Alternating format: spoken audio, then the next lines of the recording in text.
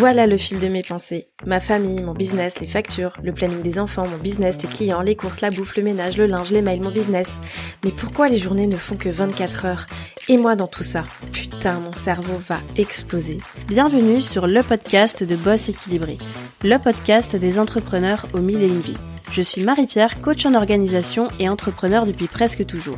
Si tu veux développer ton business sans t'épuiser et sans t'oublier, tu es au bon endroit. Je sais que tu n'as jamais le temps, mais dans la voiture, sous la douche, pendant les courses, prends ces quelques minutes pour toi et profite de ce nouvel épisode. Bonne écoute! Hello et bienvenue à toi dans ce nouvel épisode de Boss Équilibré. Je suis presque sûre que tu connais le syndrome de l'imposteur ou le syndrome du sauveur. Est-ce que tu es du genre à avoir 20 projets en tête? Est-ce que tu es toujours attiré par les dernières méthodes ou les derniers outils à la mode? Est-ce que tu commences souvent des choses et tu ne vas jamais au bout du bout? Si t'as répondu oui à au moins une de ces questions, alors t'as déjà été victime du syndrome de l'objet brillant, ou pire encore, c'est ton quotidien. Le syndrome de l'objet brillant, c'est le fait d'être toujours attiré par les dernières nouveautés. Chez les entrepreneurs, je dirais que c'est plutôt monnaie courante. T'es déjà présent sur 3 réseaux sociaux et t'envisages de te mettre sur le dernier réseau social tendance parce que tout le monde réussit là-bas. T'as déjà changé ta stratégie de contenu 10 fois, t'as pris une nouvelle formation alors que t'as pas encore terminé les 4 autres que t'as achetées. T'as lancé une nouvelle offre alors que t'as pas pris le temps de perfectionner les précédentes. Bref, t'as tendance à passer d'une chose à l'autre très vite et tu te disperses. Et au passage, tu t'es épuisé parce que t'as l'impression que t'as tant bossé et pourtant, t'as pas avancé. T'inquiète pas, c'est normal. Tu brûleras pas en enfer pour ça et franchement, je connais pas beaucoup d'entrepreneurs qui n'en sont pas victimes. C'est stimulant pourtant de tester la nouveauté et de mettre en place de nouveaux projets sans cesse, carrément, mais il y a aussi beaucoup d'inconvénients. La première conséquence, tu vas jamais au bout des choses. Par exemple, tu vas poursuivre une idée et avant même d'aller au bout de celle-ci, tu vas en attaquer une nouvelle. Tu commences tout un tas de choses que tu ne finis pas. Franchement, moi ça m'est arrivé 1000 fois. Je prends juste l'exemple des réseaux sociaux.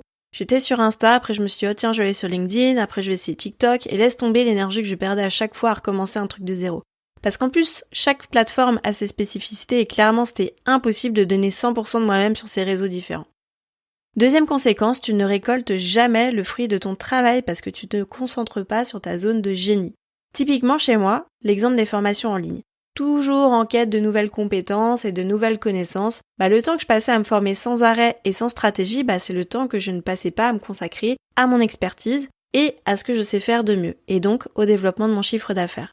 Troisième conséquence, tu perds un temps fou parce que tu te familiarises sans cesse avec des nouveaux systèmes ou des nouvelles méthodes. Alors là, je parle à toutes les personnes que j'ai pu accompagner niveau organisation et gestion du temps qui sont passées de Asana à ClickUp, à Evernote, à Notion, bref, à se mettre à jour sur les derniers outils de productivité qui sortaient. Et c'est même pas de la mise à jour, c'est de la formation pure et dure. Et le temps que tu perds à changer de méthode, à te familiariser avec un outil pour qu'au final, il perde de son intérêt parce que c'était pas forcément ce qu'il te fallait, franchement, c'est pas négligeable.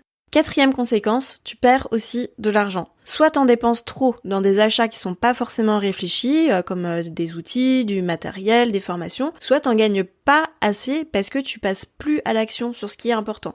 Courir après la nouveauté, c'est jamais gratuit, tu paieras presque toujours en argent et en temps.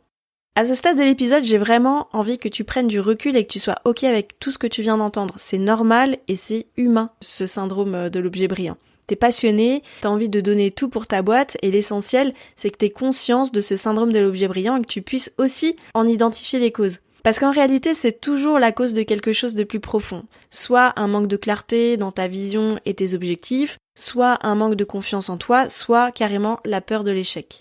Comment on s'en sort de ce syndrome?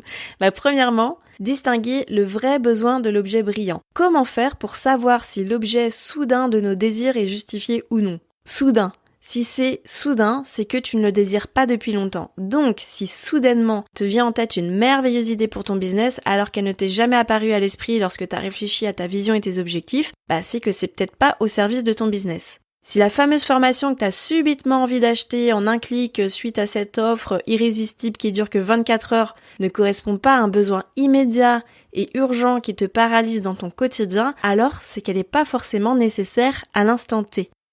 Deuxièmement, keep cool et reviens-y plus tard. Ça, c'est quelque chose que je pratique régulièrement parce que moi aussi, je suis une vraie victime du syndrome de l'objet brillant. Mon cerveau, il est sans cesse en train de cogiter, donc maintenant, ce que je fais, c'est que je vide mon cerveau régulièrement. Je pose par écrit chaque idée qui me vient en tête, je ne fais rien et j'y reviens plus tard.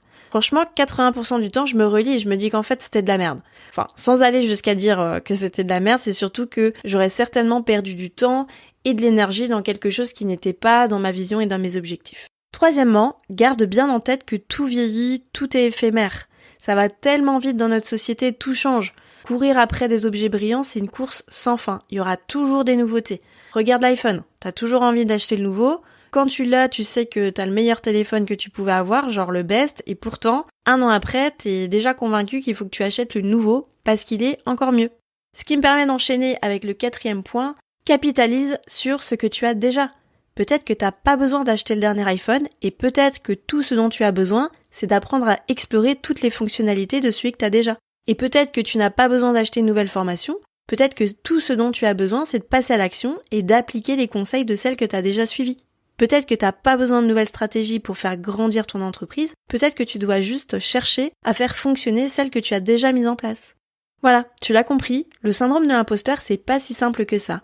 Il y a bien souvent derrière tout ça des causes plus profondes, mais sincèrement, j'ai envie de te dire, c'est à un moment donné, lorsque tu te remets en question sur l'objet brillant que tu as en face de toi, que tu ressens de l'inconfort en cherchant à savoir si t'es aligné avec ça ou si ça rentre dans tes objectifs, franchement, je pense que tu peux te féliciter de chercher à savoir si tu vas céder à la tentation ou non. C'est déjà la fin de cet épisode, merci d'avoir écouté jusqu'au bout. Si ce podcast t'a plu, je t'invite à lui mettre une note et un commentaire sur la plateforme d'écoute que tu utilises. De 1, ça permettra de le faire connaître et de 2, ça me fera un immense plaisir de te lire. En tout cas, un grand merci de ton temps et de ta contribution, c'est grâce à toi que je peux continuer à faire vivre ce podcast. Je te dis à la semaine prochaine pour un nouvel épisode de Boss équilibré.